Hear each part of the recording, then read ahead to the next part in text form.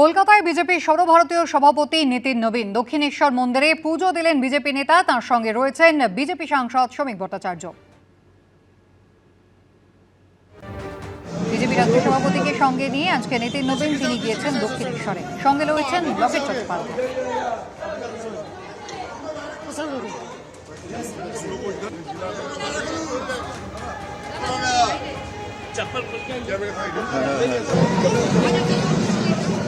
নীতিন নবীন গতকালই এসেছেন, দফায় দফায় বৈঠক করেছেন এবং আজও তার একাধিক কর্মসূচি রয়েছে। বৈঠক তিনি আজও করবেন, তবে দিনের শুরুতে তিনি আজকে পৌঁছে গিয়েছিলেন দক্ষিণেশ্বর মন্দিরে।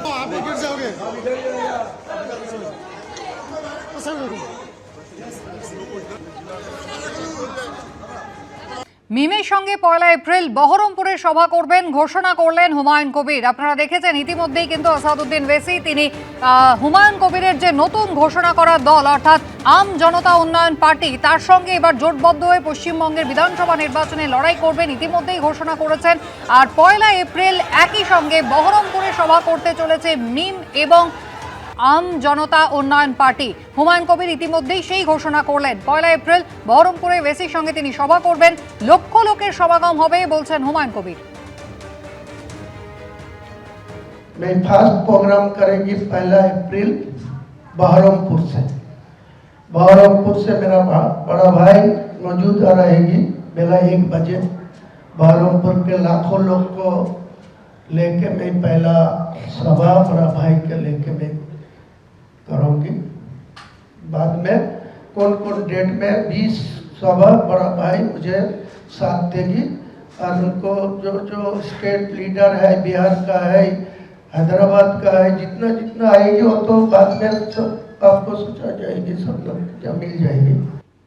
প্রথম দফার প্রার্থী তালিকা কিন্তু একাই ঘোষণা করেছেন হুমায়ুন কবির এবং গত পরশুই আপনারা দেখেছেন যে আসাদুদ্দিন ওয়েসি তিনি কিন্তু জানিয়ে দিয়েছেন যে এবারে পশ্চিমবঙ্গের বিধানসভা নির্বাচনে হুমায়ুন কবিরের সঙ্গে তারা জোট করতে চলেছেন। আর সেই মতো কিছুক্ষণ আগে সাংবাদিক বৈঠকও হলো।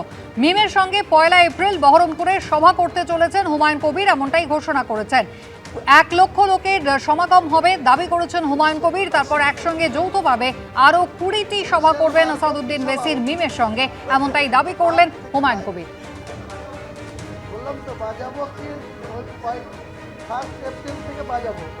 গত পরশুই কিন্তু আসাদুদ্দিন ওয়েসি তিনি জানিয়ে দিলেন যে এবারে মিমের সঙ্গে কিন্তু জোট হতে চলেছে। আসাদুদ্দিন ওয়েসি পশ্চিমবঙ্গ সম্বন্ধে কি জানেন? পশ্চিমবঙ্গের সঙ্গে কোনো না আছে যোগাযোগ, না কোনো নলেজ। পশ্চিমবঙ্গের ইতিহাস, পশ্চিমবঙ্গের সংস্কৃতি তিনি কি জানেন? হায়দ্রাবাদের লোক, ওখানে একজন দুজনকে নিয়ে রাজনীতি করেন এবং বিজেপির হাতে তামাক খান।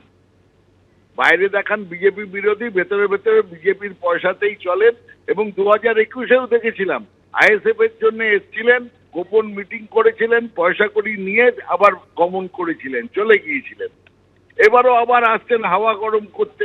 পশ্চিমবঙ্গে ওনার কি প্রয়োজন? আর ওনারই বা এখানে পশ্চিমবঙ্গকে কি করবেন? একটা এজেন্ট পেয়েছেন, দালাল পেয়েছেন, হুমায়ুন কবির নামে একটা দালাল। যে দালালের কাঁধে চড়ে এখানটাতে এসে বলছেন সভা করব। পশ্চিমবঙ্গের মানুষের কোনো ইন্টারেস্ট আছে আসাদুদ্দিন ওয়েসিকে? তিনি কি করবেন পশ্চিমবঙ্গের? একটা সম্পূর্ণভাবে ধর্মীয় মিলিট্যান্ট লোক, তাকে পশ্চিমবঙ্গেরও দরকার নেই। এবং এই যে তিনি কথা বলছেন লক্ষ লোকের মিটিং করবেন ইত্যাদি ইত্যাদি, এই ভোটে কোনো না আছে প্রভাব, না আছে মানুষের ইন্টারেস্ট। সুতরাং আসাদুদ্দিন ওয়েসি এখানে এসে তার অনেক উদ্দেশ্য থাকে, পয়সা কড়ির উদ্দেশ্য, পার্টি চালাতে হয়, এইসব নানা রকম উদ্দেশ্য ষড়যন্ত্রমূলক ব্যাপার নিয়ে উনি কাজ করেন। ওনাকে পশ্চিমবঙ্গের কোনো দরকার নেই। ধন্যবাদ। এবিপি আনন্দ এগিয়ে থাকে, এগিয়ে রাখে।